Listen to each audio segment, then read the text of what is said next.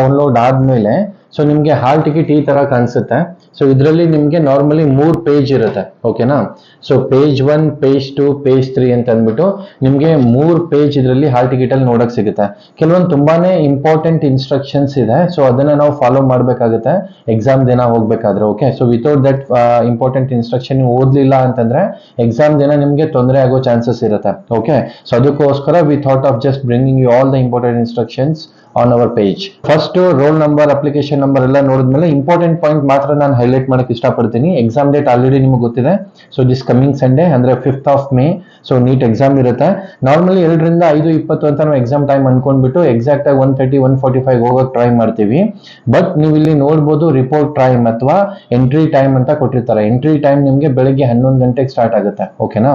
So exam ಸೆಂಟರ್ಗೆ ನೀವು ಹೋಗೋಗಿದ್ರೆ 11 ಗಂಟೆಯಿಂದ ಕ್ಲೋಸಿಂಗ್ ದ ಗೇಟ್ ಟೈಮ್ ಬಂದ್ಬಿಟ್ಟು 1:30 PM ಇದೆ. ಅಂದ್ರೆ 11 ಗಂಟೆಯಿಂದ 1:30 ಒಳಗಡೆ ನೀವು ಯಾವಾಗ್ಲಾದ್ರೂ ಎಕ್ಸಾಮ್ ಸೆಂಟರ್ ಅಲ್ಲಿ ಎಂಟ್ರಿ ಮಾಡಬಹುದು.